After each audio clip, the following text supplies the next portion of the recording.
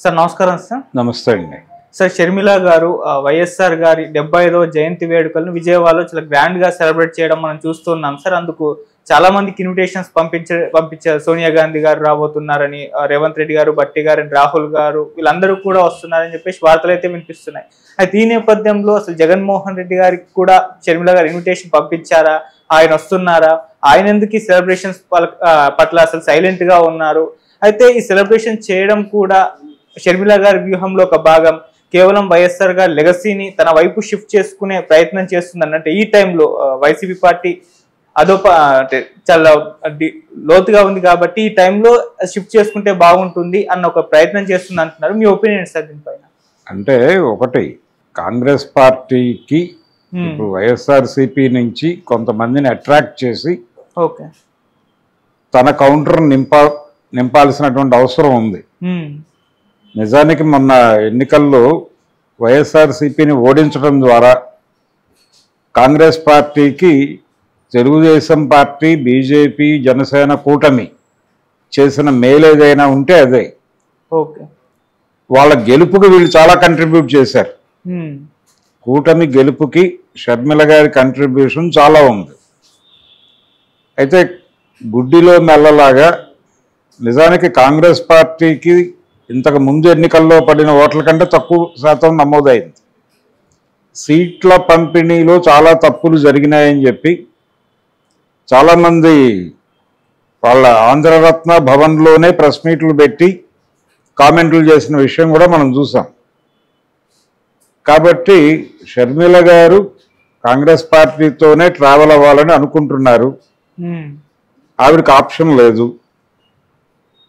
ఇప్పుడు ఈ వ్యాక్యూమ్ అంటే వైఎస్ఆర్సీపీ దెబ్బతిన్నటువంటి కండిషన్ని ఏదో మేరకు కాంగ్రెస్ పార్టీకి ప్రయోజనకరంగా మార్చడం కోసం ఈవిడ ఈ ప్రోగ్రాం ప్రారంభించారు. వైఎస్ జయంతి వేడుకలు భారీగా జరుపుదామని.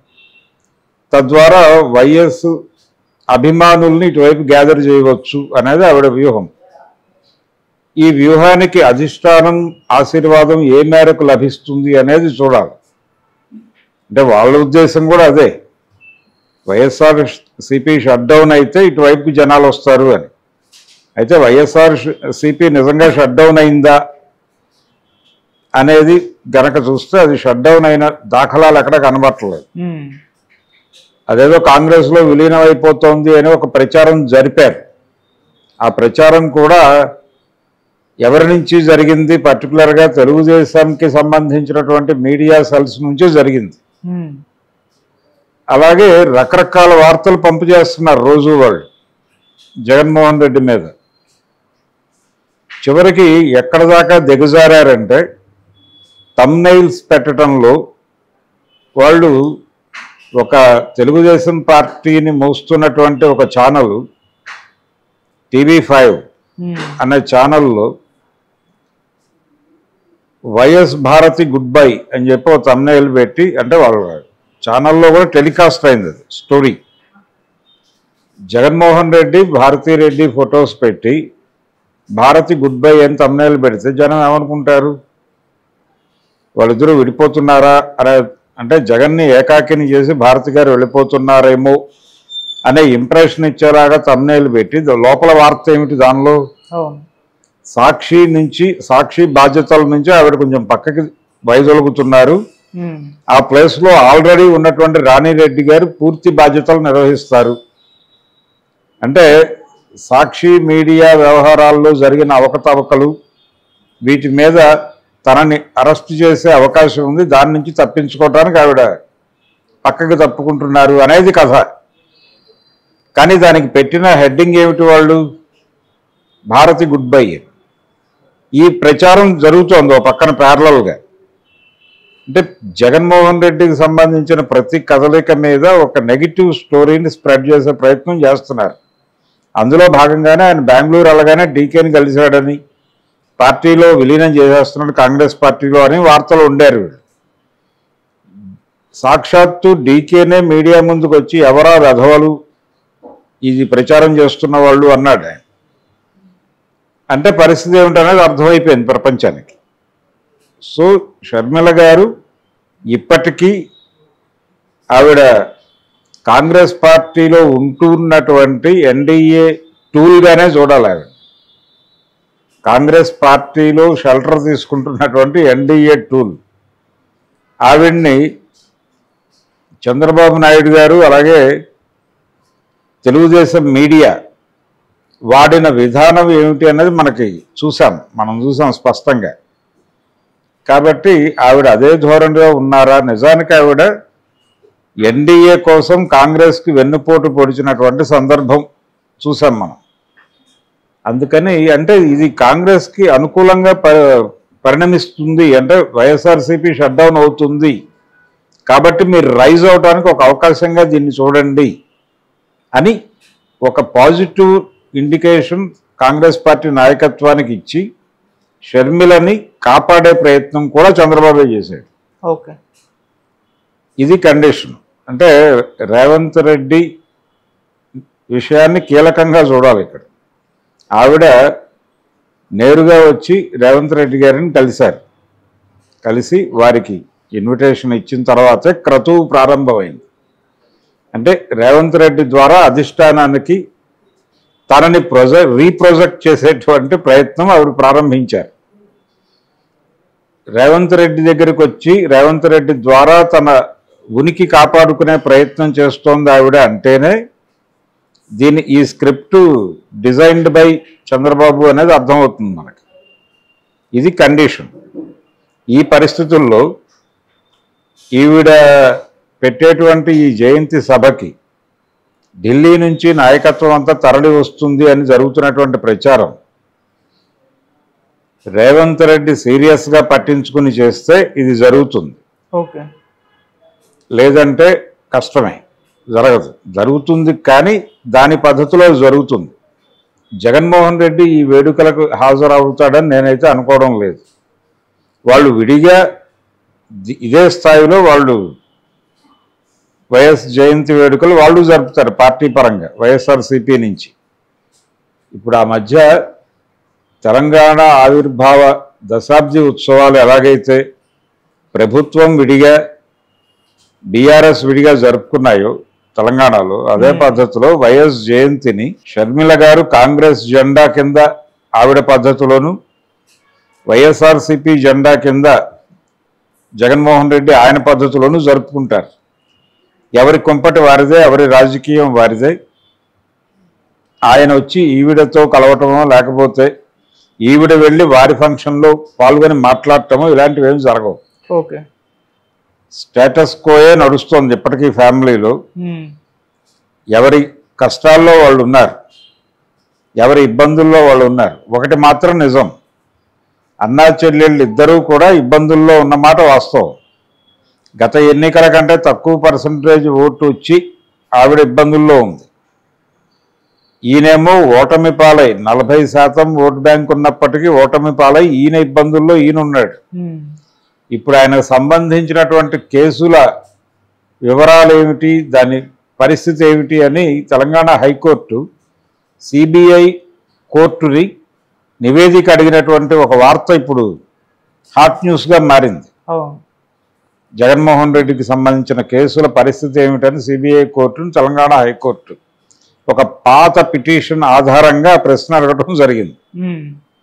ఎవరా పిటిషన్ వేసినది అంటే చేగుండ హర్రామ్ జోగయ్య గారు.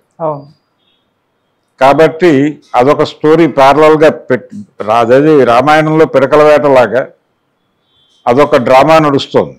సో ఆయన టెన్షన్స్లో ఆయన ఉన్నాడు. ఎవరు ఎలా రియాక్ట్ అవుతున్నారో తెలుసుకోవాల్సినటువంటి ఒక జంక్షన్లో వైఎస్ జగన్ ఉన్నాడు. తన పార్టీని ఎలా రీబిల్డ్ చేసుకోవాలి ఇవన్నీ ఆలోచించుకొని ముందుకు అడుగు వేయాల్సిన సందర్భం. జనంలోకి వెళ్ళి ఏం మాట్లాడాలి అనేటువంటి కన్ఫ్యూజన్, ఇన్ని గందరగోళాల మధ్య ఆయన ఉండి ఈవిడ కూడా అదే పరిస్థితి ఉంది. ఇప్పుడు వైఎస్ పిల్లలిద్దరూ ఒక జంక్షన్లో నిలబడినట్టుగా అయిపోయింది కండిషన్. ఆయన ఎవరినైతే వ్యతిరేకిస్తూ వచ్చాడో జీవితాంతం వాళ్ళతో కలవాల్సినటువంటి పరిస్థితి పిల్లలకు ఏర్పడింది. అంటే ఆయన భారతీయ జనతా పార్టీకి దూరంగా ఉన్నాడు జీవితాంతం, కానీ జగన్మోహన్ రెడ్డి ఎన్డీఏకి సానుకూలంగా వ్యవహరించక తప్పని పరిస్థితిలో ఉన్నాడు. అలాగే షర్మిల కూడా ఏదో మేరకు ఎన్డీఏకి ఉపయోగపడే విధంగా నడుచుకోక తప్పని పరిస్థితిలో ఉంది. పర్టికులర్గా చంద్రబాబుకి అనుకూలంగా వ్యవహరించాల్సి రావటం, చంద్రబాబుకు ఉపయోగపడేలాగా తన నడక ఉండాల్సిన పరిస్థితి ఉండటం ఆవిడకి ఇబ్బందే కదా పాపం. జగన్మోహన్ రెడ్డి ఎలా ఉన్నప్పటికీ షర్మిల గారి నడక వైఎస్ రాజశేఖర రెడ్డి ఆత్మని చాలా ఇబ్బంది పెట్టి ఉంటుంది కదా. చంద్రబాబుకి ఆవిడ గ్రీటింగ్స్ చెప్పడం, క్రిస్మస్ విషెస్ చెప్పడం, ఇవన్నీ జరిగినాయి కదా ఈ ప్రాసెస్ అంతా. కాబట్టి చాలా ఇబ్బందికరమైనటువంటి పరిస్థితుల్లో పిల్లలిద్దరూ ఉన్నారు. ఆయన జయంతి వేడుకలు ఇద్దరు విడివిడిగానే జరుపుకుంటారు. ఎవరి ఉనికిని కాపాడుకునే ప్రయత్నం వాళ్ళు చేస్తారు సీరియస్గా. ఈ ప్రయత్నంలో ఇద్దరూ కూడా అంటే ఇక్కడేమో ఈవిడ డ్యూయల్ రోల్ పోషిస్తోంది. కాంగ్రెస్ పార్టీకి అనుకూలంగాను ఎన్డీఏకి అనుకూలంగాను కూడా డ్యూయల్ రోల్లో ఉంది ఆవిడ. ఇతను పర్వాలేదు, ఇతను ఒకటే ప్రోగ్రాం. ఎన్డీఏ కృపా కటాక్షాలతో తాను నిలబడి తన పార్టీని నిలబెట్టుకునేటువంటి పనిలో ఆయన ఉన్నాడు. ఎవరు సక్సెస్ అవుతారు అనేది కాలం చెప్తుంది, ఎవరి స్ట్రాటజీలు వర్కౌట్ అవుతాయి అనేది. ప్రస్తుతానికైతే రాజశేఖర రెడ్డి గారి జయంతి కార్యక్రమాన్ని ఆవిడ భారీగా నిర్వహించాలి, తద్వారా తన పొలిటికల్ కెరియర్ దాని మీద బిల్డ్ చేయాలి అనే ఆలోచనతో ఆవిడ ఉన్నారు. కానీ ఆ రేంజ్లో జరుగుతుందా అనే దానికి సంబంధించిన అనుమానాలు ఇంకా చాలామందిని పట్టి పీడిస్తున్నాయి. చెప్పలేము. అంటే జగన్మోహన్ రెడ్డిని పూర్తి స్థాయిలో ఇబ్బంది పెట్టాలని కాంగ్రెస్ పార్టీ నాయకత్వం అనుకుంటే ఇది చేయవచ్చు. రెండోది, ఇండియా కూటమి నంబర్ పెరిగింది, పార్లమెంట్లో దాని బలం పెరిగింది. ఇది ఒక పాజిటివ్ సైన్ వాళ్ళకి. అందుకని వాళ్ళు కూడా కొంచెం సీరియస్గానే ఈ మ్యాటర్ పరిశీలించే అవకాశం ఉంది. జగన్మోహన్ రెడ్డి పరిస్థితి ఏంటి, అసలు వైఎస్ రాజశేఖర రెడ్డి పిల్లల పరిస్థితి ఏంటి అని ఇన్ టోటల్ ఒక సమీక్ష చేసుకుని వాళ్ళతో తన రిలేషన్స్ ఎలా ఉండాలి అనేది రీడిఫైన్ చేసుకునే అవకాశం ఉంది కాంగ్రెస్ పార్టీ. అందులో ఆ రీడిఫైనింగ్ చేసుకోవడంలో ఏదైనా నెగిటివ్గా వాళ్ళకి అనిపిస్తే షర్మిల గారిని పక్కన పెట్టే ప్రమాదం కూడా ఉంది. ఈ కండిషన్లో రాజశేఖర రెడ్డి గారి జయంతి వేడుకలు ఎలా జరుగుతాయి అంటే ఆవిడైతే చేయాలని డిసైడ్ అయింది. ఆల్రెడీ ఇన్విటేషన్ల పంపిణీ అయిపోతుంది, చాలామందిని పిలుస్తోంది ఆవిడ. పార్టీ ఢిల్లీ నాయకత్వం కదిలినా కదలకపోయినా ఇక్కడ వరకు అయితే ఒక ఈవెంట్ జరుగుతుంది. ఇదే ఈవెంట్ ప్యారలల్గా వైఎస్ఆర్సీపీ కూడా జరుపుతుంది. ఈ రెండు ఈవెంట్లు తెలుగు ప్రజలు పార్టిసిపేట్ చేస్తారు. వైఎస్ రాజశేఖర రెడ్డి మీద ఉన్నటువంటి తమ అభిమానం కొద్దీ ఎవరికి అనుకూలంగా వ్యవహరిస్తారు అనేది క్లారిటీ రావాలంటే మళ్ళీ వచ్చే ఎన్నికల్లో తెలియాల్సిందే. ప్రస్తుతానికైతే వాళ్ళ కండిషన్ బాగాలేదు, ఇద్దరిది బాగాలేదు. ఇద్దరి పరిస్థితి ఇబ్బందికరంగా ఉన్నమాట వాస్తవం. సరే, జగన్ గారు అంటే వైఎస్ఆర్ గారి పేరు చెప్పి రాజకీయాలు చేయడం పూర్తిగా మానేశారు, కేవలం తన పేరుని ముందుంచి ప్రచారంలో పాల్గొన్నారు. కానీ అసలు ఎక్కువగా వైఎస్ఆర్ గారి పేరుని ఆయన యూజ్ చేసుకోవట్లేదని వార్తలు అయితే వినిపిస్తున్నాయి. ఈవెన్ షర్మిల గారు సేమ్ వైఎస్ఆర్ గారి పేరుతో ఎక్కువగా రాజకీయాలు చేస్తుంది, అతని పేరుని ఎక్కువగా వాడుకుంటుంది అంటున్నారు. అంటే వైఎస్ పేరు అంటే సాక్షి లోగో మార్పు. సాక్షి లోగోలో ఇంతకుముందు వైఎస్ఆర్ ముఖం ఉండేది, తల. ఆ తలని తొలగించారు. దాని నుంచి ఇది టోటల్గా జగన్ ఎరాగా ప్రమోట్ చేసేటువంటి ప్రయత్నం ఒకటి జరిగింది అనేది వినిపించింది. ఆయన ఎన్నికల ఉపన్యాసాల్లో మీ బిడ్డ అని చెప్పి తనని తాను సంబోధించుకుని మీ బిడ్డ మీకు చేసేటువంటి సహాయము, మీరు మీ బిడ్డకు చేయవలసిన సహాయము అనే వరకే మాత్రమే మాట్లాడాడు ఆయన. లెగసీ గురించి మాట్లాడే ప్రయత్నం చాలా తక్కువ చేసిన మాట వాస్తవమే. ఒకవేళ గెలిచుంటే తండ్రిని మించిన కొడుకు అంటే ఆయన కూడా 2 ఎన్నికలు వరుసగా గెలిచాడు, రాజశేఖర రెడ్డి కూడా.